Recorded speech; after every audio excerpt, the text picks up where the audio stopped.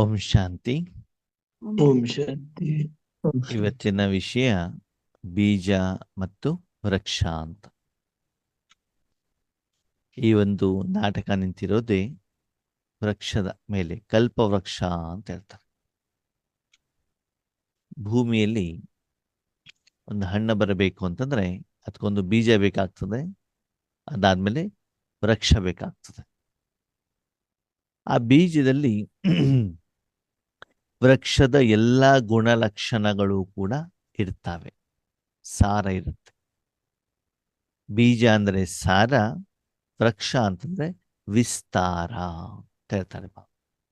ಹಾಗೆ ಈ ಕಲ್ಪವೃಕ್ಷದ ಬೀಜ ಪರಮಾತ್ಮ. ಆ ವೃಕ್ಷಕ್ಕೆ ಏನಿರ್ತದೆ? ಬೇರಿರುತ್ತದೆ, ಕಾಂಡ ಇರ್ತದೆ, ರೆಂಬೆ ಕೊಂಬೆಗಳಿರ್ತವೆ, ಆಮೇಲೆ ಎಲೆಗಳಿರ್ತವೆ. ಇವೆಲ್ಲ ಯಾರು ಅಂತಂದ್ರೆ ಆತ್ಮಗಳು. ನೀವು ಆತ್ಮಗಳು, ಮನುಷ್ಯಾತ್ಮಗಳು. ಮನುಷ್ಯ ಸೃಷ್ಟಿ ನಾಟಕ ಚಕ್ರದ ಕಲ್ಪವೃಕ್ಷ ಅಂತ ಹೇಳ್ತಾರೆ. ಕಲ್ಪವೃಕ್ಷ ಅಂತಂದ್ರೆ ಆ ವೃಕ್ಷ ಯಾವುದರ ಆಧಾರದಲ್ಲಿ ಬೆಳೆಯುತ್ತೆ ಅಂತಂದ್ರೆ ಆತ್ಮಗಳಲ್ಲಿ ಆ ಸಮಯಕ್ಕೆ ಅನುಸಾರ ಕಲ್ಪನೆಗಳು ಬರ್ತಾ ಹೋಗ್ತವೆ. ಸತ್ಯುಗ ತ್ರೇತಾಯುಗದಲ್ಲಿ ಇರುವಂತ ಆತ್ಮಗಳಿಗೆ ಆ ಸಮಯಕ್ಕೆ ತಕ್ಕಾಗಿ ಕಲ್ಪನೆಗಳು ಬಂದಾಗ ಅದರಂತೆ ಆತ್ಮಗಳು ಪಾತ್ರವನ್ನು ಮಾಡ್ತಾ ಹೋಗ್ತವೆ. ಸಂಗಮ ಯುಗ ಬಾಬಾ ಹೇಳ್ತಾರೆ ಬೇರಿನ ಸಮಾನ, ಸತ್ಯಯುಗ ತ್ರೇತಾಯುಗ ಕಾಂಡದ ಸಮಾನ, ದ್ವಾಪರ ಕಲಿಯುಗ ರೆಂಬೆ ಕೊಂಬೆಗಳ ಸಮಾನ ಅಂತ ಹೇಳ್ತಾರೆ. ಆದ್ರೆ ಅಲ್ಲೆಲ್ಲ ಪಾತ್ರವನ್ನ ಮಾಡುವಂಥದ್ದು ಯಾರು? ಆತ್ಮಗಳು. ಆದ್ರೆ ಈ ಒಂದು 5,000 ವರ್ಷದ ಈ ಸಮಯದ ಈ ಒಂದು ಕಲ್ಪವೃಕ್ಷದ ಸಂಪೂರ್ಣ ಜ್ಞಾನ ಇರುವಂಥದ್ದು ಭಗವಂತನಿಗೆ. ಅವನು ಆ ಒಂದು ಬೇರಿನ ಮಧ್ಯದಲ್ಲಿ ಇರ್ತಾರೆ. ಅದಕ್ಕಾಗಿ ಪರಮಧಾಮದಲ್ಲೂ ಕೂಡ ಆತ್ಮಗಳ ನಿವಾಸ ಸ್ಥಾನವನ್ನ ಏನ್ ಮಾಡಿದ್ದಾರೆ? ವೃಕ್ಷದ ರೂಪದಲ್ಲಿ ತೋರಿಸಿದ್ದಾರೆ. ನಾವು ಬಾಬನ ಮಕ್ಕಳು ಬೇರಿನಲ್ಲಿರ್ತೀವಿ, ಬಾಬನ ಜೊತೆಯಲ್ಲಿ ಇರ್ತೀವಿ. ಆಮೇಲೆ ನಾವೇನೇ ಸತ್ಯುಗದಲ್ಲಿ ಬರ್ತೀವಿ, ನಾವೇ ತ್ರೇತಾಯುಗದಲ್ಲಿ, ದ್ವಾಪರ ಯುಗದಲ್ಲಿ, ಕಲಿಯುಗದಲ್ಲಿ ಬರ್ತಾ ಹೋಗ್ತೀವಿ. ಸರಿ, ಇಲ್ಲಿ ಬಾಬಾ ಏನ್ ಹೇಳ್ತಾರೆ? ಮಕ್ಕಳೇ, ಈಶ್ವರೀಯ ಜ್ಞಾನದಲ್ಲಿ ಸೇವೆಯಲ್ಲೂ ಕೂಡ ನೀವು ಕೆಲವೊಂದ್ಸಲ ಬೀಜದಲ್ಲಿರ್ತೀರಿ, ಕೆಲವೊಂದ್ಸಲ ವೃಕ್ಷದಲ್ಲಿರ್ತೀರಿ ಅಲ್ವಾ? ಈಗ ನಾನು ಸತ್ಯುಗಕ್ಕೆ ಹೋದೆ, ತ್ರೇತಾಯುಗಕ್ಕೆ ಬಂದೆ, ದ್ವಾಪರಯುಗಕ್ಕೆ ಬಂದೆ, ಕಲಿಯುಗದಲ್ಲಿ ಬಂದಿದ್ದೇನೆ ಅಂದ್ರೆ ಪಂಚಸ್ವರೂಪದ ನಾವೇನು ಪ್ರಾಕ್ಟೀಸ್ ಅನ್ನ ಮಾಡ್ತೀವಿ, ಅವಾಗ ನಾವೇನ್ ಮಾಡ್ತೀವಿ? ವಿಸ್ತಾರದಲ್ಲಿ ಬರ್ತೀವಿ. ಹಾಗಿದ್ರೆ ಶ್ರೇಷ್ಠ ಯಾವುದು? ಸಾರ ಶ್ರೇಷ್ಠನೋ ವಿಸ್ತಾರ ಶ್ರೇಷ್ಠನೋ? ಸಾರ ಅಲ್ವಾ? ಅದಕ್ಕೆ ನೋಡಿ, ಒಂದು ಕಥೆಯ ರೂಪದಲ್ಲಿ ಹೇಳಿದ್ದಾರೆ. ಈಶ್ವರ ಹೇಳ್ತಾ ತನ್ನ 2 ಮಕ್ಕಳಿಗೆ ವಿಶ್ವ ಸುತ್ಕೊಂಡು ಬನ್ನಿ ಅಂತ ಅಲ್ವಾ? ಅವಾಗ ಷಣ್ಮುಖ ಏನ್ ಮಾಡ್ತಾನೆ? ತನ್ನ ವಾಹನ ನವಿಲ್ ತಗೊಂಡ್ಬಿಟ್ಟು ವಿಶ್ವ ಸುತ್ತಲಿಕ್ಕೆ ಹೋಗ್ತಾನೆ. ಗಣಪತಿ ಏನ್ ಮಾಡ್ತಾನೆ? ವಿಶ್ವದ ಪತಿ ಪರಮೇಶ್ವರ ಅಂತ ತಂದೆ ತಾಯಿಗೆ ಏನ್ ಮಾಡ್ತಾನೆ? 1 ರೌಂಡ್ ಮಾಡ್ಕೊಂಡು ಕೂತ್ಕೊಂಡ್ಬಿಡ್ತಾನೆ. ಅದಕ್ಕಾಗಿ ನಾವು ಸೇವೆಯಲ್ಲೂ ಕೂಡ ಆತ್ಮೀಯರೇ ಕೆಲವೊಂದ್ಸಲ ತುಂಬಾ ವಿಸ್ತಾರದಲ್ಲಿ ಹೋಗ್ತೀವಿ.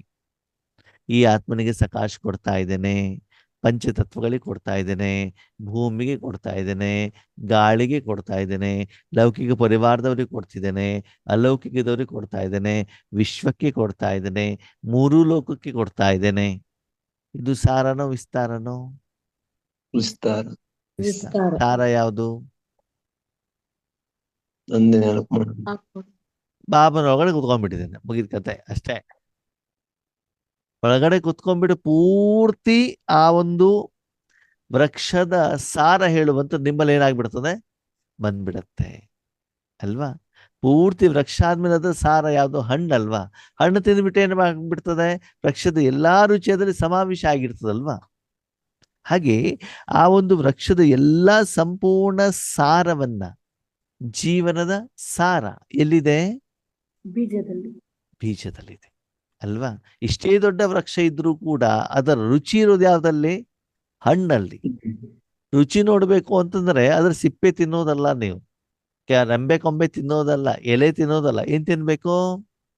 ಹಣ್ಣು ತಿನ್ಬೇಕು. ಹಣ್ಣು ತಿನ್ಬೇಕು ಅಲ್ವಾ? ಹಾಗೆ ನಮ್ಮ ಜೀವನದಲ್ಲೂ ಕೂಡ ನೋಡಿ ಆತ್ಮೀಯರೇ, ಬೆಳಗಿಂದ ಸಾಯಂಕಾಲದವರೆಗೂ ನಾವೇನ್ ಮಾಡ್ತೀವಿ? ಇಂದ್ರಿಯ ಸುಖ, ನಾಲಿಗೆಗೆ, ಕಣ್ಣಿಗೆ, ಕಿವಿಗೆ, ಮೂಗಿಗೆ, ಸ್ವಪ್ನಗಳು, ಕನಸುಗಳು, ಏನೇನೋ ಮಾಡ್ತೀವಿ ಅಲ್ವಾ?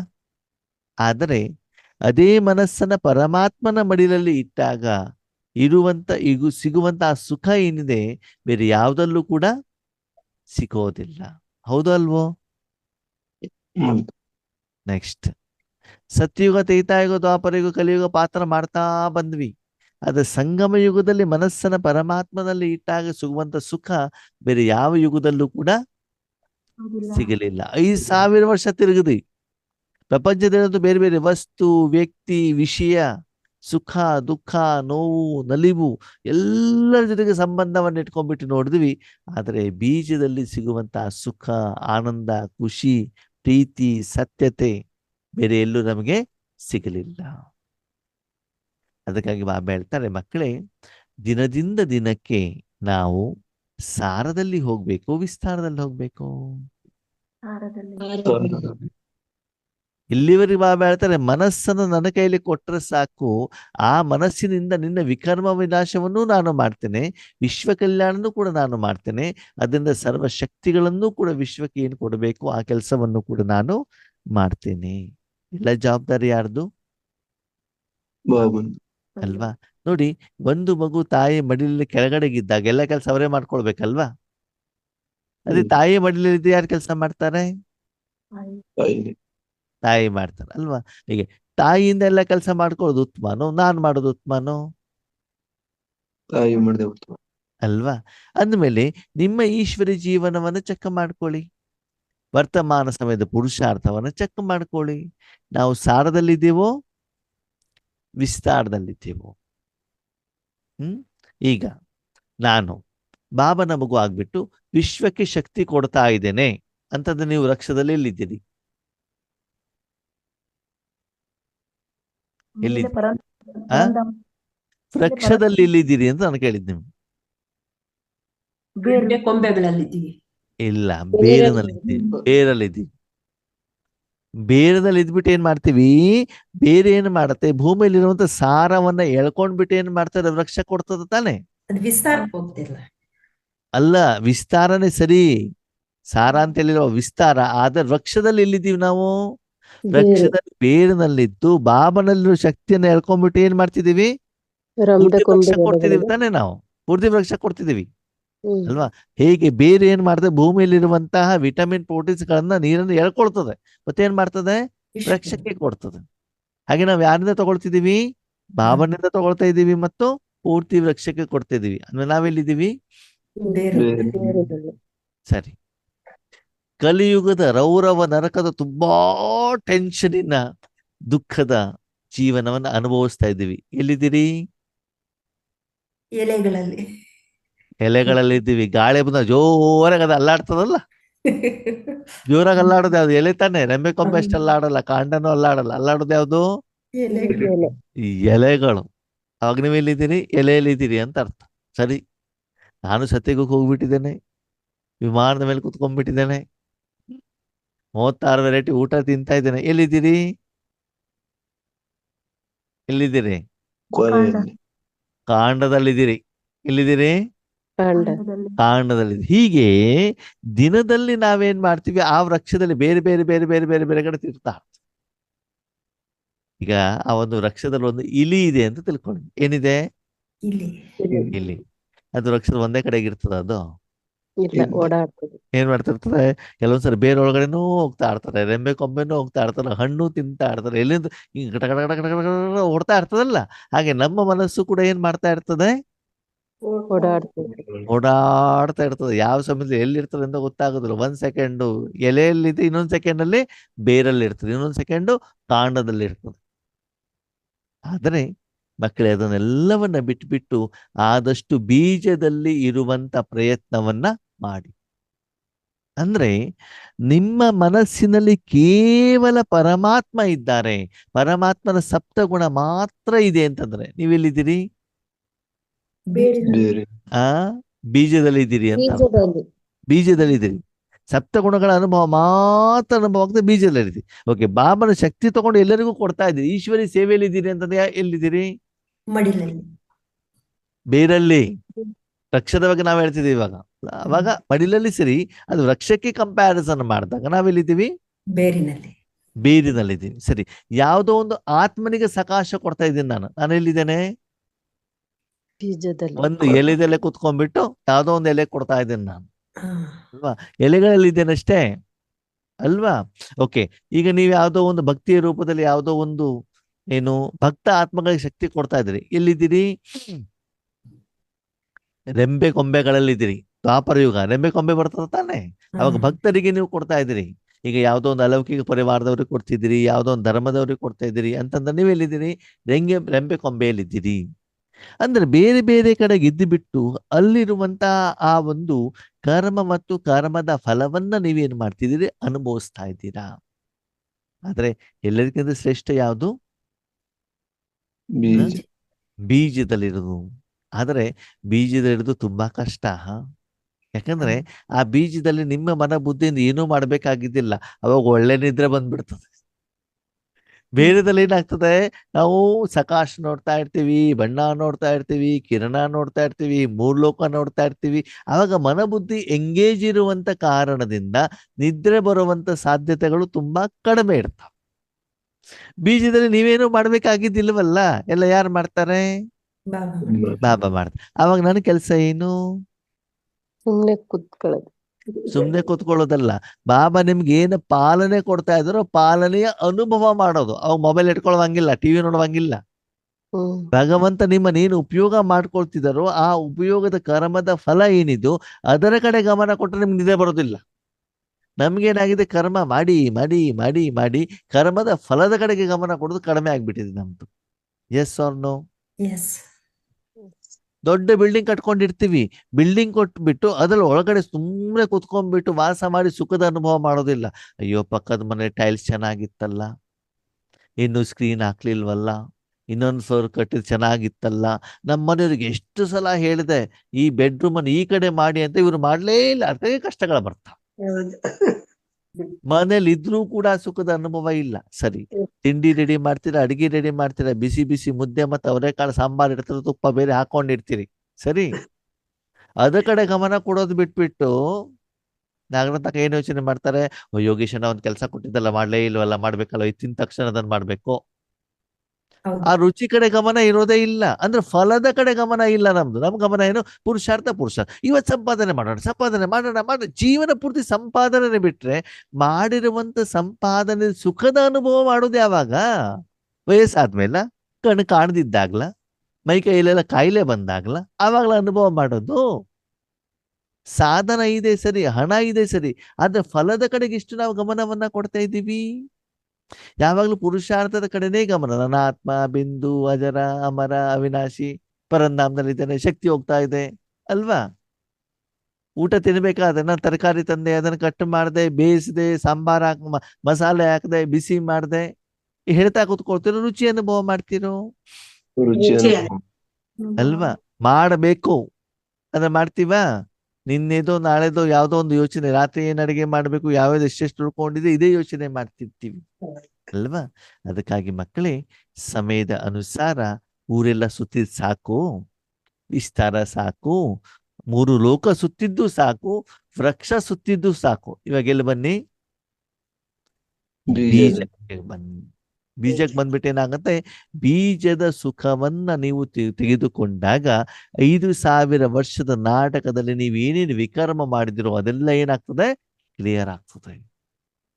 ಹೇಗೆ ಲೌಕಿಕ ಮನೆಗೆ ಬಂದಾಗ ಊರ್ ಸುತ್ಕೊಂಡು ಬಂದಿರುವಂತ ಎಲ್ಲ ಕೊಳೆ ಕ್ಲೀನ್ ಆಗುತ್ತೋ, ಅದೇ ಲೌಕಿಕ ಮನೆಯಲ್ಲಿ ಬೆಳಗ್ಗೆ ನಾನು ಆಹಾರ ತೆಗೆದುಕೊಂಡು ಹೋದಾಗ ಶರೀರಕ್ಕೆ ಹೊರಗಡೆ ಪ್ರಪಂಚಕ್ಕೆ ಬೇಕಾಗಿರುವಂತಹ ಒಂದು ಶಾರೀರಿಕ ಶಕ್ತಿ ನಿಮ್ಗೆ ಸಿಗತ್ತೋ, ಅದೆಲ್ಲ ಸಿಗೋದೆಲ್ಲಿ? ಶರೀರಕ್ಕೆ. ಶರೀರದ ಮನೆಯಲ್ಲಿ ತಾನೆ. ಹೊರಗಡೆಗೆ ಇರುವಂತ ಕೊಳೆನ ಕ್ಲೀನ್ ಮಾಡೋದು ಶರೀರದ ಮನೆಯಲ್ಲೇನೆ, ಮತ್ತು ಶರೀರಕ್ಕೆ ಬೇಕಾಗಿರೋದ ಆಹಾರವನ್ನ ಪಡ್ಕೊಳ್ಳೋದು ಶರೀರದ ಮನೆಯಲ್ಲೇ. ಹಾಗೆ ಮನಸ್ಸನ್ನ ಎಲ್ಲಿಡ್ಬೇಕು ನಾನಿವಾಗ? ಬೀಜ ರೂಪದಲ್ಲಿ. ಪರಮಾತ್ಮ. ಅದು ಬಿಟ್ಬಿಟ್ಟ ಆ ಎಲೆ ಹೆಂಗ್ ಅಲ್ಲಾಡ್ತಾ ಇದೆ, ಈ ಎಲೆ ಹೆಂಗ್ ಅಲ್ಲಾಡ್ತಾ ಇದೆ, ಅದು ಮುದುಕಾಗಿದ್ಯಾ, ಅದು ಹಳದಿ ಆಗಿದ್ಯಾ, ಅದು ಹಸಿರಾಗಿದ್ಯಾ, ಅದು ಬಿದ್ದೋಗಿದ್ಯಾ, ಅದು ನಿಮ್ಗೆ ಬೇಕಾಗಿಲ್ಲ. ಅಂದ್ರೆ ಯೋಗದ ಲೇವಲ್ ಅಲ್ಲಿ, ಸೇವೆಯ ಲೇವಲ್ ಅಲ್ಲಿ ಚೆಕ್ ಮಾಡ್ಕೊಳ್ಳಿ. ಬಾಬಾ ಏನ್ ಹೇಳ್ತಿದ್ದಾರೆ, ಅಪನೇಕೋ ಆತ್ಮ ಸಮಜ್ ಮುಜ್ ಬಾಪ್ಕೋ ಯಾದ್. ಯಾರು? ನೀನು ಆತ್ಮ ಅಷ್ಟೇ, ನಿನಗೂ ಮೂರು ಲೋಕಕ್ಕೆ ಏನೂ ಸಂಬಂಧ ಇಲ್ಲ, ನಿನ್ನ ನಿರಾಕಾರ ಒಂದು ಶಕ್ತಿ. ಓಕೆ, ನಿನ್ನ ಮನಸ್ಸು ಯಾರ ಜೊತೆಗೆ ಇರ್ಬೇಕು, ಪರಮಾತ್ಮನ ಜೊತೆ. ಅಷ್ಟು ಮಾಡಿದ್ರೆ ನಿನ್ನ ಕೆಲಸ ಮುಗೀತು. ಮನಸ್ಸನ್ನ ಪರಮಾತ್ಮನ ಕೈಲಿ ಇಟ್ಟ ಮೇಲೆ ನಿನ್ನ ಕೆಲಸ ಮುಗೀತು. ಮುಂದೆ ಆ ಮನಸ್ಸನ್ನು ಸ್ವಚ್ಛ ಮಾಡಬೇಕು, ಯಾರಿಗೆ ಶಕ್ತಿ ಕೊಡಬೇಕು, ಸೇವೆ ಮಾಡಬೇಕು, ಏನು ಧಾರಣೆ ಮಾಡಬೇಕು, ಯಾರು ನಿರ್ಣಯ ಮಾಡ್ತಾರೆ, ತಂದೆ. ಭಗವಂತ ನಿರ್ಣಯ ಮಾಡಿದ ಮೇಲೆ ಆ ಮನ ಬುದ್ಧಿಯ ಮೇಲೆ ಭಗವಂತ ಏನು ಟ್ರೀಟ್ಮೆಂಟ್ ಕೊಡ್ತಾರೆ. ಆ ಟ್ರೀಟ್ಮೆಂಟ್ ಇಂದ ಅನುಭವ ಮಾಡಬೇಕು. ಅಮ್ಮ ಸ್ನಾನ ಮಾಡಿಸ್ತಾರೆ, ಆ ಸ್ನಾನದ ಅನುಭವ ಮಾಡಿ. ಮೈಸೂರು ಸ್ಯಾಂಡಲ್ ಸೋಪ್ ಹಚ್ತಾ ಇದ್ದಾರೆ, ಆ ಒಂದು ವಾಸನೆಯನ್ನ ತೆಗೆದುಕೊಳ್ಳಿ. ಮಸಾಲೆ ದೋಸೆ ತಿನ್ನಿಸ್ತಾ ಇದ್ದಾರೆ, ರುಚಿಯ ಅನುಭವ ಮಾಡಿ. ಕೇವಲ ಆ ಕರ್ಮದ ಫಲವನ್ನ ಅನುಭವ ಮಾಡ್ಬೇಕಷ್ಟೇ. ಅಂದಮೇಲೆ ಆತ್ಮೀಯರೇ, ಸೇವೆಯಲ್ಲಿರ್ಬೋದು, ಪುರುಷಾರ್ಥದಲ್ಲಿರ್ಬೋದು, ತಪಸ್ಸಿನಲ್ಲಿರ್ಬೋದು, ನಾವು ವರ್ತಮಾನ ಸಮಯದಲ್ಲಿ ವಿಸ್ತಾರದಲ್ಲಿ ಹೋಗ್ಬೇಕು, ಸಾರದಲ್ಲಿ ಹೋಗ್ಬೇಕು. ಸಾರದಲ್ಲಿ ಅದು ನಾವ್ ಯಾವ್ದಲ್ಲಿ ಇರ್ತೀವಿ, ವಿಸ್ತಾರದಲ್ಲಿ ಇರ್ತೀವಿ. ಆ ಕ್ಲಾಸು ಕೇಳಿದ್ವಿ, ಈ ಕ್ಲಾಸು ಕೇಳಿದ್ವಿ, ಆ ಮುರ್ಲಿನೂ ಓದಿದ್ವಿ, ಅದನ್ನು ಮಾಡಿದ್ವಿ, ಇದನ್ನು ಎಲ್ಲ ಮಾಡಿದ್ವಿ. Okay, end of the day ಯೋಗದಲ್ಲಿ ಕುತ್ಕೊಂಡು ನಾವು ಒಳ್ಳೆ ನಿದ್ರೆ ಬರ್ತದೆ. ಎಲ್ಲ ಜ್ಞಾನ ಕೇಳಿ ಕೇಳಿ ಕೇಳಿ ಬೇರೆಯವ್ರಿಗೆ ಜ್ಞಾನ ಹೇಳ್ತೀವಿ ಹೊರತು ನಮ್ಮ ಸಂಪಾದನೆ ಏನು, ನನ್ನ ಸಾಧನೆ ಏನು, ನನಗೆ ಅನುಭವ ಏನು? ಅಂದ್ರೆ ನಾನೇ ಅಡಿಗೆ ಮಾಡಿ ತಿನ್ನುವಂತ ಪ್ರಯತ್ನ ಮಾಡ್ತಿದ್ದೀನಿ ಹೊರತು ಭಗವಂತ ಕೊಡುವಂತ ತುತ್ತನ್ನು ನಾನೇನ್ ಮಾಡ್ತಾ ಇಲ್ಲ, ತಿನ್ಲಿಕ್ಕೆ ನಾನು ರೆಡಿ ಇಲ್ಲ. ಅದಕ್ಕಾಗಿ ನಿಮ್ಮನ್ನ ನೀವು ಚೆಕ್ ಮಾಡ್ಕೊಳ್ಳಿ. ಸಾಧನೆಯ ಈ ಒಂದು ಪಥದಲ್ಲಿ, ದಾರಿಯಲ್ಲಿ ನಾನು ಒಂದು ದಿನ ಬೀಜದಲ್ಲಿ ಹೆಚ್ಚಿಗೆ ಇರ್ತೇನೋ ಅಥವಾ ವಿಸ್ತಾರ ವೃಕ್ಷದಲ್ಲಿ ಹೆಚ್ಚಿಗೆ ಇರ್ತೇನೋ? ಕಲ್ಪನೆ ಮಾಡಿ ಮಾಡಿ ಮಾಡಿ ಮಾಡಿ. ಬೀಜದಲ್ಲಿದ್ದಾಗ ನೀವು ಏನು ಸಂಕಲ್ಪ ಮಾಡ್ಬೇಕಾಗಿಲ್ಲ. ಅದಕ್ಕೆ ಹೇಳ್ತಾರೆ ನಿಸ್ಸಂಕಲ್ಪ ಸ್ಥಿತಿ. ಸಂಕಲ್ಪ ಯಾಕೆ ಮಾಡ್ಬೇಕು? ನೀವು ಕರ್ಮ ಮಾಡ್ಬೇಕು ಅಂತ ನೀವು ಸಂಕಲ್ಪ ಮಾಡ್ಬೇಕು. ಅಲ್ಲಿ ಕರ್ಮ ಯಾರು ಮಾಡ್ತಾರೆ? ತಂದೆ. ತಂದೆ ಮಾಡ್ತಾರೆ ಅಲ್ವಾ? ಅಂದ್ಮೇಲೆ ತಂದೆ ಡಿಸೈಡ್ ಮಾಡ್ತಾರೆ ಏನ್ ಮಾಡ್ಬೇಕು ಅಂದ್ಬಿಟ್ಟು, ನಿಮಗೆ ಕೆಲಸ ಅಲ್ಲ. ಅದಕ್ಕಾಗಿ ದಿನದಿಂದ ದಿನಕ್ಕೆ ನಾವೇನ್ ಮಾಡಿದ್ವಿ, ಅಯ್ಯೋ ಅಣ್ಣವರೇ, ಮೊದಲು ನಾವು ಒಬ್ಬರಿಗೆ ಮಾತ್ರ ಕೂಡಿಸ್ಕೊಡ್ತಿದ್ವಿ, ಇವಾಗ 10 ಜನರಿಗೆ ಕೊಡ್ತಾ ಇದ್ದೇನೆ. ಇವಾಗ ನಮ್ಮ ಝೂಮಲ್ಲಿ 50 ಜನ ಬರ್ತಿದ್ದಾರೆ, ನಮ್ಮ ಕ್ಲಾಸಲ್ಲಿ 200 ಜನ ಕೇಳ್ತಿದ್ದಾರೆ. ನಾನು ವಿಶ್ವಕ್ಕೆ ಕೊಡ್ತಾ ಇದ್ದೇನೆ, ವಿಶ್ವವನ್ನ ನೋಡ್ತಾ ಇದ್ದೇನೆ ಅಲ್ವಾ? ಗಮನ ಎಲ್ಲಿ? ಬೇರೆಯವ್ರು ಕೊಡೋದಲ್ಲೇ ಹೊರತು ಸ್ವ ಅನುಭೂತಿ ಎಷ್ಟಿರ್ತದೆ, ಇದ್ರ ಬಗ್ಗೆ ನಾವೇನ್ ಮಾಡ್ಬೇಕಾಗತ್ತೆ ಆದ್ಮೇಲೆ ಚೆಕ್ ಮಾಡ್ಬೇಕಾಗತ್ತೆ. ಸರಿ, ಕೆಲವೊಂದ್ಸಲ ವೃಕ್ಷಕ್ಕೂ ಹೋಗ್ಬೇಕು, ಕೆಲವೊಂದ್ಸಲ ಬೀಜದಲ್ಲೂ ಇರಬೇಕು. ಆದ್ರೆ ನೀವು ಎಲ್ಲಿದ್ದೀರಾ ಅಂತ ನಿಮ್ಗೆ ಏನಾಗಿರ್ಬೇಕು, ಅರಿವಿರ್ಬೇಕು ಅಲ್ವಾ? ಈಗ ನಾನು ನಮ್ಮ ಮನೆಯಿಂದ ನಾನು ಬೆಂಗಳೂರು ಸಿಟಿ ಮಾರ್ಕೆಟ್ಗೆ ಮೆಜೆಸ್ಟಿಕ್ ಹೋಗ್ತಿದ್ದೇನೆ ಅಂತಂದ್ರೆ ನಾನು ಎಲ್ಲಿದ್ದೇನೆ, ಇವಾಗ ಎಷ್ಟು ದೂರ ಕ್ರಮಿಸಿದ್ದೇನೆ, ಮತ್ತೆ ಎಲ್ಲಿಗೆ ಮತ್ತೆ ಹೋಗ್ಬೇಕಾಗಿದೆ, ನನಗೆ ಸ್ಪಷ್ಟವಾಗಿ ಗೊತ್ತಿರಬೇಕು ತಾನೇ. ಈಗ ಜ್ಞಾನ ಇರುವಂತ ಕಾರಣದಿಂದ ಮಕ್ಕಳೇ, ನೀವು ಬೀಜದಲ್ಲೂ ಇರಬಹುದು, ಅಥವಾ ಬೇರಿನಲ್ಲೂ ಇರಬಹುದು, ಕಾಂಡದಲ್ಲೂ ಇರಬಹುದು, ದ್ವಾಪರ ಯುಗದಲ್ಲೂ ಇರಬಹುದು, ಕಲಿಯುಗದ ಅಂತ್ಯದಲ್ಲೂ ಇರ್ಬೋದು. ಆಯ್ಕೆ ನಿಮ್ಮದು. ಈಗ ಒಂದು ಮನೆ ಇದೆ ಅಂತಂದ್ಮೇಲೆ ಯಾವ ರೂಮ್ ನಲ್ಲಿ ಇರ್ಬೇಕು ಅಂತ ಯಾರು ಡಿಸೈಡ್ ಮಾಡ್ತಾರೆ? ಹೌದು ತಾನೆ? ಬಾತ್ರೂಮ್ ಅಲ್ಲಿ ಇರ್ಬೇಕು, ಅಡಿಗೆ ಮನೇಲಿ ಇರ್ಬೇಕು, ಹಾಲ್ ಅಲ್ಲಿ ಇರ್ಬೇಕು, ದೇವ್ರ ಕೊಂಡು ನಾನ್ ಡಿಸೈಡ್ ಮಾಡ್ತೀನಲ್ವಾ? ಹಾಗೆ ನಿಮ್ಮ ಮನಸ್ಸನ್ನು ಕೂಡ ವೃಕ್ಷದ ಎಲ್ಲಿ ಬೇಕಾದ್ರೂ ಇಡಬಹುದು. ಅದು ಶ್ರೇಷ್ಠ ಯಾವುದು? ಬೇರು.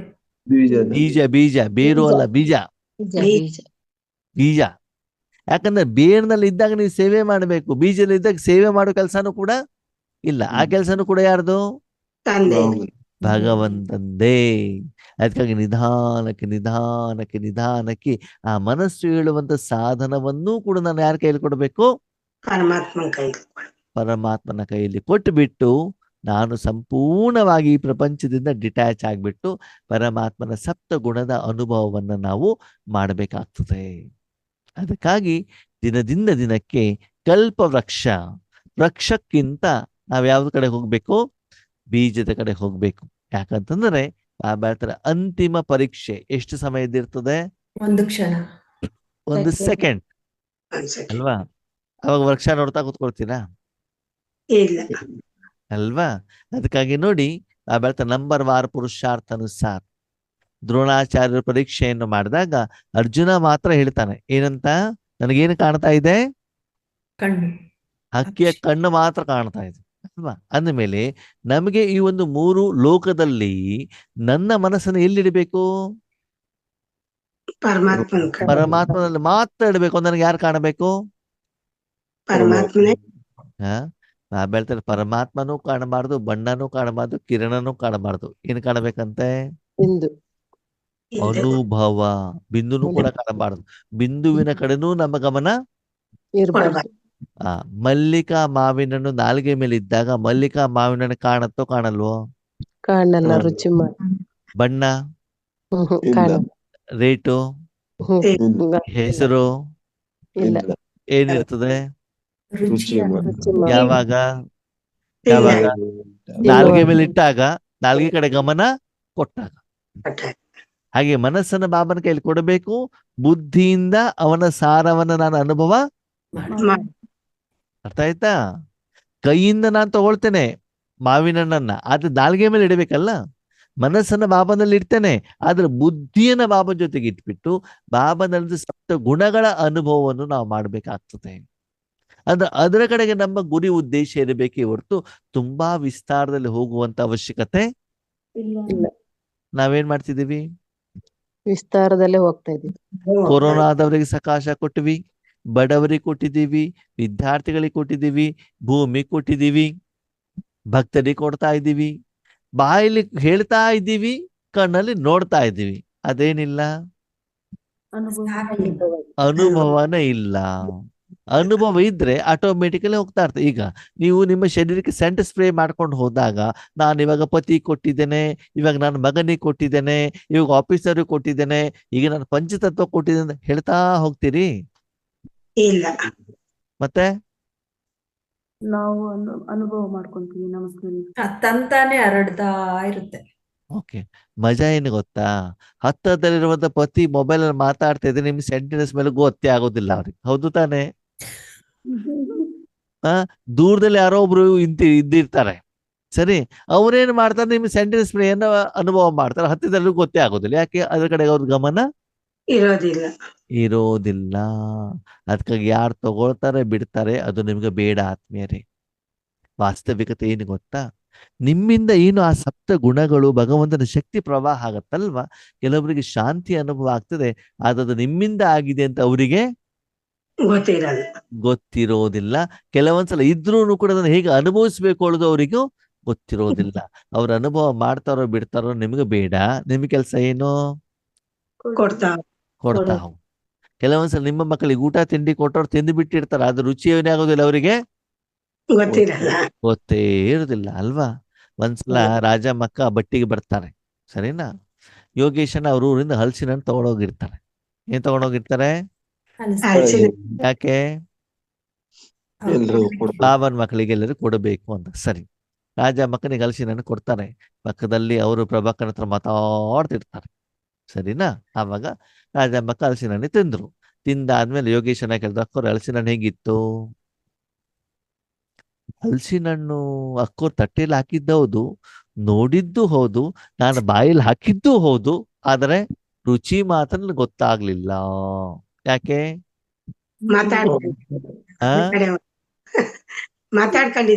ಅನುಭವ ಇಲ್ಲ. ಹಾಗೆ ನಮ್ಮ ಕಥೆನೂ ಕೂಡ ಏನಾಗಿದೆ, ನಾ ಯೋಗದಲ್ಲಿ ಕುತ್ಕೊಂಡಿದ್ ಗೊತ್ತು, ಡೂಮ್ ನೋಡಿದ್ ಗೊತ್ತು, ರೆಡ್ ಲೈಟ್ ನೋಡಿದ್ ಗೊತ್ತು, 3 ಲೋಕ ಕಿರಣನೂ ಕೂಡ ಕೊಟ್ಟಿದ್ದೇನೆ, ಎಲ್ಲ ಇದೆ, ಆದ್ರೆ ಶಾಂತಿಯ ಅನುಭವ ಆಗ್ತಾ ಇಲ್ಲ. ಕಾರಣ ಬೀಜದ ಕಡೆ ಗಮನ ಇಲ್ಲ. ಅರ್ಥ ಆಗ್ತಿದ್ಯಾ. ವೃಕ್ಷದ ಕಡೆ ಗಮನ ಕೊಟ್ಟಾಗ ಅದು ಬೀಜವಾಗ್ಲಿಕ್ಕೆ ಸಾಧ್ಯವಿಲ್ಲ. ಆತ್ಮೀಯರೇ, ಒಂದು ಎಲೆಯನ್ನ ತಂದ್ಬಿಟ್ಟು ಭೂಮಿಯಲ್ಲಿ ನೆಟ್ಟಾಗ ಅದು ವೃಕ್ಷ ಆಗತ್ತೋ ಆಗಲ್ವೋ, ಅಲ್ಲ. ಭೂಮಿಗೆ ಆಗ್ಬೇಕಂದ್ರೆ ಏನ್ ಹಾಕ್ಬೇಕು, ಬೀಜನೇ ಹಾಕ್ಬೇಕಲ್ವಾ. ಅಂದಮೇಲೆ ಭಗವಂತ ಏನು ಜ್ಞಾನವನ್ನ ಹೇಳ್ತಾರೋ ಆ ಜ್ಞಾನವನ್ನ ನಿಮ್ಮ ಧರೆಯಲ್ಲಿ ಹಾಕಿದಾಗ ಅದೇನಾಗ್ತದೆ, ಒಳ್ಳೇದಾಗತ್ತೆ. ಓಕೆ, ಈಗ ಭೂಮಿಯಲ್ಲಿ ಒಳ್ಳೆ ಬೀಜ ಹಾಕ್ಬೇಕು, ಕೆಟ್ಟ ಬೀಜ ಹಾಕ್ಬೇಕು ಅಲ್ವಾ. ಮಾವಿನ ಹಣ್ಣು ಬೀಜ ಹಾಕಿದ್ರೆ ತಂಬಾಕಿಂದ ಹಾಕಿದ್ರೆ ಅದೇ ಬಿಡು. ಅವಾಗ ತಂಬಾಕು ಎಲೆ ಒಳ್ಳೇದು ಕೊಡುತ್ತೋ ಕೆಟ್ಟದ್ದು ಕೊಡುತ್ತೋ? ಕೆಟ್ಟದ್ದು. ಹ ಹಾಗಿದ್ರೆ ನಾವು ನಮ್ಮ ಭೂಮಿಯಲ್ಲಿ ಆತ್ಮ ಹೇಳುವಂತ ಸ್ಥಳದಲ್ಲಿ ಸಂಸ್ಕಾರದಲ್ಲಿ ಯಾವ ಬೀಜವನ್ನ ಹಾಕ್ಬೇಕು, ಯಾವ ವೃಕ್ಷವನ್ನ ಬೆಳೆಸಬೇಕು? ಮಾವಿನ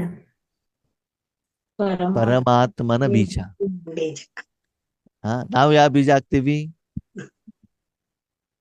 ನಮ್ಮ ಮನೆಯವ್ರು ಹೀಗೆ, ನಮ್ಮ ಮಗ ಹೀಗೆ, ನಮ್ಮ ಸೊಸೆ ಹೀಗೆ ಏನ್ ಮಾಡ್ತೀವಿ? ಬೇವಿನ ಮನು- ಮನುಷ್ಯಾತ್ಮರ ಬೀಜ ಹಾಕಿ ಅದಕ್ಕೆ ಗೊಬ್ಬರ ಕೊಡೋದೇನು, ನೀರು ಕೊಡೋದೇನು, ಬೇಲಿ ಹಾಕೋದೇನು? ಹೌದು. ಅದಕ್ಕೆ ಅದೇ ಬಂಗಾರದ ಬೀಜ ಹಾಕ್ತಿವಿ, ವಜ್ರದ ಬೀಜ ಹಾಕ್ತಿವಿ, ಬಟ್ಟೆಯ ಬೀಜ ಹಾಕ್ತಿವಿ, ಊರ್ ಸುತ್ತೋ ಬೀಜ ಹಾಕ್ತಿವಿ, ರುಚಿಯ ಬೀಜ ಹಾಕ್ತಿವಿ. ಯಾವ ಬೀಜ ಹಾಕೋದಿಲ್ಲ? ಪರಮಾತ್ಮನ ಬೀಜ ಬೀಜ ಹಾಕಲ್ಲ. ಪರಮಾತ್ಮನ ಬೀಜದ ಜೊತೆಗೆ ಪ್ರತಿದಿನ ನೆನಪಿನ ಬೀಜವನ್ನು ಕೂಡ ಅದರಲ್ಲಿ ಹಾಕ್ಬೇಕಾಗ್ತದೆ. ಇಲ್ಲ ಅಂತಂದ್ರೆ ಗಿಡ ಏನಾಗ್ಬಿಡ್ತದೆ? ಒಣಗೋಗ್ಬಿಡ್ತದೆ. ಅದಕ್ಕಾಗಿ ನಿಮ್ಮನ್ನು ನೀವು ಚೆಕ್ ಮಾಡ್ಕೊಳ್ಳಿ ಆತ್ಮೇಲೆ. ದಿನದಿಂದ ದಿನಕ್ಕೆ ನಾವು ವೃಕ್ಷದಲ್ಲಿ ಹೋಗ್ಬೇಕು, ಬೀಜದಲ್ಲಿ ಹೋಗ್ಬೇಕು. ದಿನದಿಂದ ದಿನಕ್ಕೆ ದುಬೈ ನೋಡಾಯ್ತಲ್ವಾ, ಮಲೇಷಿಯಾಕ್ಕೆ ಹೋಗೋಣ. ಮಲೇಷಿಯಾ ನೋಡಾಯ್ತಾ, ಸಿಂಗಾಪುರ್ ಹೋಗೋಣ. ಅಣ್ಣವ್ರೆ, ಉತ್ತರ ಭಾರತ ವೈಷ್ಣೋ ದೇವರಿ ಕಾಶ್ಮೀರವರೆಗೆ ನೋಡಿದ್ದಾಯ್ತು, ಇವಾಗ ರಾಮೇಶ್ವರಕ್ಕೆ ಹೋಗೋದು. ಅದೇನರ್ಥ? ವಿಸ್ತಾರ. ಮನಸ್ಸನ್ನು ಊರ್ ಸುತ್ತೋದೇ ಕೆಲಸ. ಅದನ್ ತಿಂದಾಯ್ತು, ಇದನ್ ತಿನ್ಬೇಕು. ಆ ಡ್ರೆಸ್ ಹಾಕೊಂಡಿದ್ದಾಯ್ತು, ಈ ಡ್ರೆಸ್ ಹಾಕೊಳ್ಬೇಕು. ಹೌದು. ಮಕ್ಕಳಾಯ್ತು ಅಣ್ಣವ್ರು, ಒಂದ್ ಜೀವನದಲ್ಲಿ ಆಸೆ ಇದೆ, ನಾನು ಅಜ್ಜಿ ಆಗ್ಬೇಕು, ಮೊಮ್ಮಕ್ಕಳು ಆಗ್ಬೇಕು, ಅವ್ರನ್ನ ಆಟ ಆಡ್ಸ್ಬೇಕು ಅಂತ. ಆ ಆಸೆಗಳಿಗೆ ಯಾವಾಗ್ಲೂ ಅಂತ್ಯನೇ ಇಲ್ಲ. ಅದಕ್ಕೆ ಬಾಬಾ ಹೇಳ್ತಾ, ಇದನ್ನೆಲ್ಲವನ್ನ ನೀವು ಮಾಡಿದ್ರೆ ನೀವು ವೃಕ್ಷದ ಸುಖವನ್ನ ಪಡಿತಾ ಇದ್ದೀರಿ. ಅದು ಸತ್ಯಯುಗ, ತ್ರೇತಾಯುಗ, ದ್ವಾಪರ, ಕಲಿಯುಗದ ವೆರೈಟಿ ಏನು? ಗಿಡ. ಗಿಡ. ಅದೇ ಪರಮಾತ್ಮ ವೆರೈಟಿ ಅಲ್ಲ, ಪರಮಾತ್ಮ ಒಬ್ಬನೇ ಸಾರ, ಒಬ್ರೇ. ಹೌದು. ಸಪ್ತ ಗುಣಗಳ ಸಾರ. ಅಂದಮೇಲೆ ನಾನು ಹೆಚ್ಚಿನ ಸಮಯ ವೃಕ್ಷದ ಸುಖವನ್ನ ಅನುಭವಿಸ್ಲಿಕ್ಕೆ ವೃಕ್ಷದ ಬೇರೆ ಬೇರೆ ಬೇರೆ ಬೇರೆ ಕಡೆಯಲ್ಲಿ ನನ್ನ ಮನಸ್ಸನ್ನ ಇಡಬೇಕು ಅಥವಾ ಬೀಜದಲ್ಲಿ ಇಡಬೇಕು? ಬೀಜದಲ್ಲಿ. ಆದ್ಮೇಲೆ ಬೀಜದಲ್ಲಿ ಇಟ್ಟಾಗ ಆ ಬೀಜದಲ್ಲಿ ಎಲ್ಲ ಯುಗದ ಅನುಭವನು ನಿಮಗೆ ಆಗ್ಬೇಕು. ಬೇಕಾಗಿರೋದಾಗ್ತದೆ. ಯಾಕಂದ್ರೆ ವೃಕ್ಷದಲ್ಲಿ ರಾವಣನ ಸಂಸ್ಕಾರನೂ ಕೂಡ ಇದೆ. ನಾವು ರಾವಣನ ಸಂಸ್ಕಾರದ ಕಡೆಗೆ ಏನ್ ಮಾಡಬಾರದು, ಗಮನವನ್ನ ಕೊಡಬಾರದು. ಅದಕ್ಕಾಗಿ ಆದಷ್ಟು ವೃಕ್ಷವನ್ನ ಏನ್ ಮಾಡ್ತಾ ಬರ್ಬೇಕು, ಸಣ್ಣದ ಮಾಡ್ತಾ ಬಂದು ಬಂದು ಬಂದು ಬಂದು ಎಲ್ಲವನ್ನ ತೆಗೆದು ನೋಡಿ. ನೀವು ಬೇಕಾದ್ರೆ ಅಬ್ಸರ್ವೇಷನ್ ಮಾಡಿ, ನಾವು ಬಾಬನ ಮಗು ಆಗೋ ಮೊದಲು ಏನ್ ಮಾಡ್ತಿದ್ವಿ? ನೆಂಟ್ರು ಇಷ್ಟ್ರು ಮಾತಾಡೋದು, ಓದು ಎಲ್ಲ ಮಾಡ್ತಿದ್ವಿ ತಾನೆ. ನಿಧಾನಕ್ಕೆ ನಮ್ಮ ಜೀವನ ಏನಾಗ್ತಾ ಇದೆ ಇವಾಗ? ಅಲ್ಲಿಂದ ಮನಸ್ಸು ಬುದ್ಧಿ ಕಡಿಮೆ ಆಗಿ ಆಗಿ ಆಗಿ ಆಗಿ ಆಗಿ ಫೈನಲ್ ಏನಾಗ್ತದೆ? ಏಕ ಬಾಪ್ ಒಬ್ಬ ತಂದೆ ಬಿಟ್ಟು ಬೇರೆ ಯಾರು ಬೇಡಪ್ಪ ಅಂತ ಅನ್ಸುತ್ತೆ. ಯಾಕೆ? ಅಲ್ಲೇ ಇದೆ ಎಲ್ಲ ಸುಖ ಶಾಂತಿ. ಬೇರೆ ಎಲ್ಲ ಮೋಸ, ಇವರು ಮಾತ್ರ ಸತ್ಯ ಅಂತ ಅನ್ಸುತ್ತೆ. ಬೇರೆಯವರೆಲ್ಲರೂ ಅವ್ರವ್ರ ಸ್ವಾರ್ಥಕ್ಕೋಸ್ಕರ ಮಾಡ್ತಿದ್ದಾರೆ. ನಮ್ಮಿಂದ ಏನಾದ್ರು ಅವ್ರು ನಿರೀಕ್ಷೆ ಮಾಡ್ತಿದ್ದಾರೆ ಹೊರತು ಅವರೇನು ನಮ್ಗೆ ಕೊಡ್ತಾ ಇಲ್ಲ. ಹೊರಗೆ ಹೆಜ್ಜೆ ಇಟ್ರೆ ಅದೇ ಅನುಭವಣ, ಬರೇ ಮೋಸ, ವಂಚನೆ, ಸುಳ್ಳು. ಯಾಕೆ ಹೇಳಿ? ಯಾಕೆ?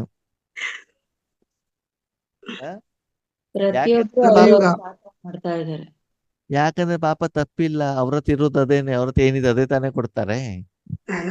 ಯಾರತ್ ಏನಿದೆ ತಾನೇ ಅದನ್ನೇ ಕೊಡ್ತಾರೆ. ಈಗ ನಾನ್ ವೆಜ್ ಹೋಟೆಲಿಗೆ ಹೋಗ್ಬಿಟ್ಟು ನೀವು ವೆಜಿಟೇರಿಯನ್ ಊಟ ಬೇಕು ಅನ್ನೋದ್ರಿಂದ ಸಿಗ್ತದೆ? ಸಿಗುದಿಲ್ಲ ತಾನೆ. ಅದು ನಾನು ಆಯ್ಕೆ ಮಾಡ್ಬೇಕಲ್ವಾ? ನಮ್ಗೊಂದು ಆಯ್ಕೆ ಇದೆ ಅಂತ ಬಿಟ್ಟಿದೆ. 5,000 ವರ್ಷದಲ್ಲಿ ನಾವು ಎಲ್ಲೆಲ್ಲಿ ಮನಸ್ಸನ್ನ ಇಡಬಹುದು ಹೇಳುವಂತ ಒಂದು ಜ್ಞಾನವನ್ನ, ಪರಿಜ್ಞಾನವನ್ನ, ಅನುಭವವನ್ನ ನಾವು ನಮ್ಮ ಹತ್ರ ಇದ್ದಾಗ ನಾವು ಅಲ್ಲೇ ಮನಸ್ಸನ್ನ ಇಡಬೇಕು. ಮತ್ತೆ ಬೇರೆಯವರಿಗೆಲ್ಲ ನಾವೇನ್ ಮಾಡ್ಬೇಕು? ಅದೇ ಆಹಾರವನ್ನ ಕೊಡಬೇಕಾಗ್ತದೆ. ಅದಕ್ಕಾಗಿ ಮನಸ್ಸನ್ನ ವೃಕ್ಷದ ಬೇರೆ ಕಡೆಗೆ ಎಲ್ಲೂ ಇಡದೇನೆ ಎಲ್ಲಿಡ್ಬೇಕಂತೆ? ಬೀಜದಲ್ಲಿ. 5,000 ವರ್ಷದ ಎಲ್ಲಾ ಲೆವೆಲ್ ಅನುಭವ ಮಾಡಿದ್ದಾಯ್ತು, ಸಾಕಿವಾಗ. ಇವಾಗ ಏನ್ ಮಾಡಿ? ಬೀಜದಲ್ಲಿದ್ದು ಬೀಜದ ಸುಖವನ್ನ ಅನುಭವಿಸಿ ಬೇರೆಯವರಿಗೂ ಕೊಡಲಿಕ್ಕೆ ನೀವು ನಿಮಿತ್ತರಾಗಿ. ಓಕೆ, ಅದಕ್ಕಾಗಿ ಬಿಂದು ಬನ್ಕರ್ ಬಿಂದುಕು ಯಾತ್ಕರು. ಬಿಂದು ಆಗ್ಬಿಟ್ಟು ಏನ್ ಮಾಡ್ಬೇಕು? ಬಿಂದುವನ್ನ ನೆನಪು ಮಾಡುವಂತ ಪ್ರಯತ್ನವನ್ನ ಮಾಡಿ. ಆದಷ್ಟು ವಿಸ್ತಾರದಲ್ಲಿ ಹೋಗೋದು ಬೇಡ. ನೀವೆಷ್ಟೇ ವಿಸ್ತಾರವನ್ನ ಕೇಳಿದ್ರು ಕೂಡ ಕೊನೆಯಲ್ಲಿರೋದು ಒಂದೇ ಶಬ್ದ, ಮನ್ ಮನಾಭವ. ಮನಸ್ಸನ್ನು ನನ್ನ ಕೈಲಿಡು. ಆವಾಗ ನಿಂಗೆ ಶರೀರಕ್ಕೆ ಏನ್ ಬೇಕು, ಆತ್ಮಕ್ಕೆ ಏನ್ ಬೇಕು, ಮನಸ್ಸಿಗೆ ಏನ್ ಬೇಕು, ಬುದ್ಧಿಗೆ ಏನ್ ಬೇಕು, ನಿಮ್ಮ ಮಕ್ಕಳಿಗೆ ಏನ್ ಬೇಕು, ಮೊಮ್ಮಕ್ಕಳಿಗೆ ಏನ್ ಬೇಕು, ನಿನ್ನ ಕುಟುಂಬಕ್ಕೆ ಏನ್ ಬೇಕು, ಸಂಸ್ಕಾರಕ್ಕೆ ಏನ್ ಬೇಕು, ವಿಕರ್ಮ ವಿನಾಶ ಮಾಡ್ಲಿಕ್ಕೆ ಏನ್ ಮಾಡ್ಬೇಕು, ಎಲ್ಲವನ್ನ ಯಾರು ಮಾಡ್ತಾರೆ? ತಂದೆ ಮಾಡ್ತಾರೆ. ನಾನು ಮಾಡ್ತೇನೆ ಮಕ್ಕಳೇ. ಓಕೆ, ಅದೇನ್ ಮಾಡುದು? ಮಕ್ಕಳಿಗೆ ಸಾರನೇ ಬೇಡ, ವಿಸ್ತಾರನೇ ಬೇಕು. ವಿಸ್ತಾರದಲ್ಲಿ ಏನ್ ಮಾಡ್ತಿದ್ದಾರೆ ಮಕ್ಕಳು? ಖುಷಿಯನ್ನ ಪಡ್ತಾ ಇದ್ದಾರೆ. ಅದಕ್ಕಾಗಿ ತಂದೆಯ ಮಡಿಲಲ್ಲಿದ್ದಾಗ, ತಾಯಿಯ ಮಡಿಲಲ್ಲಿದ್ದಾಗ, ತಾಯಿ ಮತ್ತು ಮಗು ಬಿಟ್ಟಲ್ಲಿ ಮೂರನೇವನಿಗೆ ಏನಿರುವುದಿಲ್ಲ, ಅವಕಾಶ ನಮ್ಗೇನಾಗುತ್ತೆ, ಬೇರೆಯವ್ರು ಹೊಗಳಬೇಕು, ನಮ್ಮನ್ನ ಸನ್ಮಾನ ಮಾಡ್ಬೇಕು ಅಂತ ಇಚ್ಛೆ ಇದ್ದಾಗ ನಾವೇನ್ ಮಾಡ್ತೇವೆ? ಮನೆ ಬಿಟ್ಬಿಟ್ಟು ಹೊರಗಡೆಗೆ ಹೋಗ್ಬಿಡ್ತೀವಿ. ಓಕೆ, ಇದು ಬೀಜ ಮತ್ತು ವೃಕ್ಷದ ಬಗ್ಗೆ ವಿಸ್ತಾರ ಮತ್ತು ಇದರ ಬಗ್ಗೆ ಇರುವಂತ ಒಂದು ಕ್ಲಾರಿಫಿಕೇಶನ್ಸ್. ಓಕೆ, ಕ್ಲಿಯರ್ ಆಯ್ತಾ? ಈಗ ನಾವು ಬೀಜ ಆಗ್ಬೇಕೋ ವೃಕ್ಷ ಆಗ್ಬೇಕೋ? ಬೀಜ.